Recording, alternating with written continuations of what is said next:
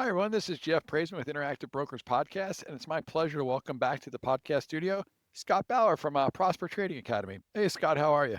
Jeff, I am great. How about yourself? I'm doing well. I'm doing well, and it was great seeing you out in person in Las Vegas last Yes, week at your Ultimate Traders Experience. And that was once again, we're back in the studio for our Wednesday 5 minute market summary. So, Scott, this past week we saw a tech sell-off. Led really by Oracle and Broadcom. How surprised was the market on those earnings disappointments? I think there was some optimism going in, but the prevailing, theme right now is as we've seen, any sort of downbeat guidance, any sort of miss, these stocks are getting punished. Now, is that because there's the, quote unquote, so-called maybe AI bubble? I don't really think so, but I think people, investors, retail, they're being very cautious right now. And the first move is to be protective in a sell first. So it was not great for the market, but if you look more macro, more overall here, and that theme of rotation that we've seen over the last week or so, I think the market's held in there pretty well. Yeah, no, I think that's a good point right there. And we had touched on this in previous podcasts. With the government shutdown, you know, a while ago, and just sort of how these kind of important information is kind of getting delayed. But yesterday the government report on unemployment was released, and showing the U.S. unemployment rate rose to 4.6%, the highest it's been in 4 years. But from the outside, it's a little confusing, right? Because with all these delays and stuff, like we also kind of saw that 64,000 jobs were gained.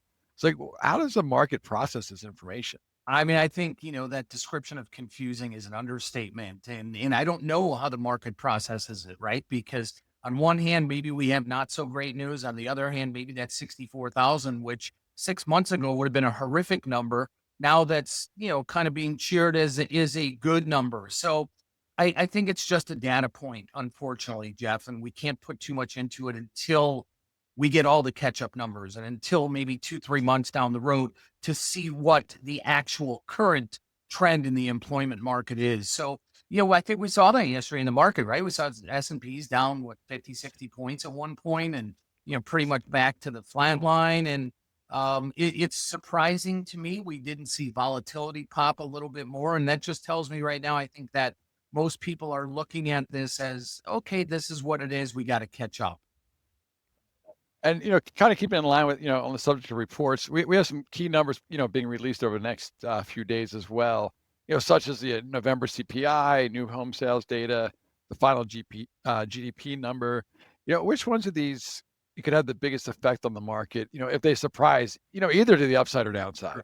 Yeah, I think the inflation data, CPI or PCE, to me that one directly correlates with you, with me, with all the people out there spending money. So if we get a headline that inflation is not just still sticky, but maybe that it even ticked up, we've got 1 week or so left going into Christmas and the holidays here. Those people that maybe haven't spent yet, maybe they're going to pull back a little bit further. So to me, that inflation data is going to be the most critical.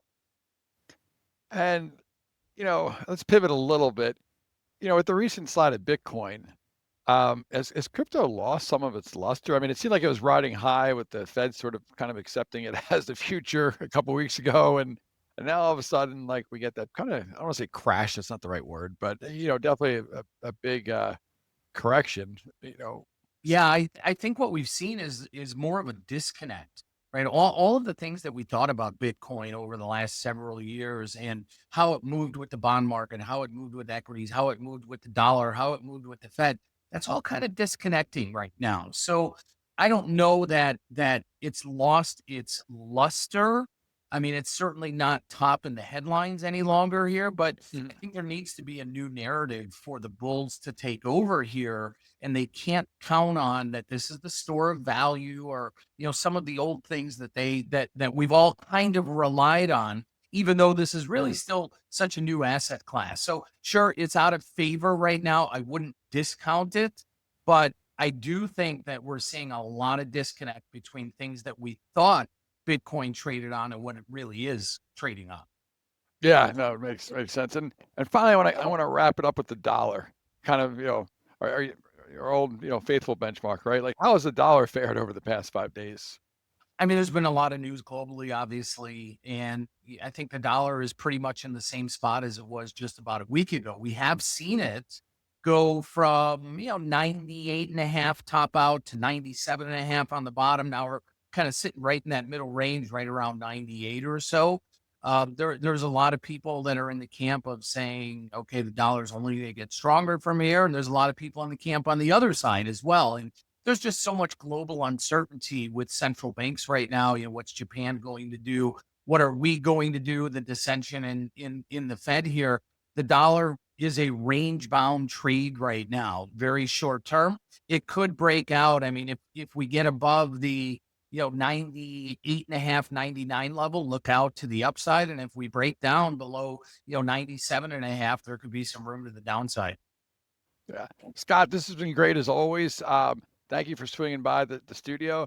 And for our listeners, you can find more from Scott at prospertrading.com, as well as on our website, IBKR.com. Go to education. You can, find past webinars, past podcasts, articles. Always a pleasure to have you in here, Scott. And we'll see you next Wednesday. Thank you, Jeff. The analysis in this material is provided for information only and is not and should not be construed as an offer to sell or the solicitation of an offer to buy any security. To the extent that this material discusses general market activity, industry, or sector trends, or other broad-based economic or political conditions, it should not be construed as research or investment advice. To the extent that it includes references to specific securities, commodities, currencies, or other instruments, those references do not constitute a recommendation by IBKR to buy, sell, or hold such investments. This material does not and is not intended to take into account the particular financial conditions, investment objectives, or requirements of individual customers. Before acting on this material, you should consider whether it is suitable for your particular circumstances, and, as necessary, seek professional advice. Trading in digital assets, including cryptocurrencies, is especially risky and is only for individuals with a high risk tolerance and the financial ability to sustain losses. Eligibility to trade in digital asset products may vary based on jurisdiction. There is a substantial risk of loss in foreign exchange trading. The settlement date of foreign exchange trades can vary due to time zone differences and bank holidays. The interest rate on borrowed funds must be considered when computing the cost of trades across multiple markets,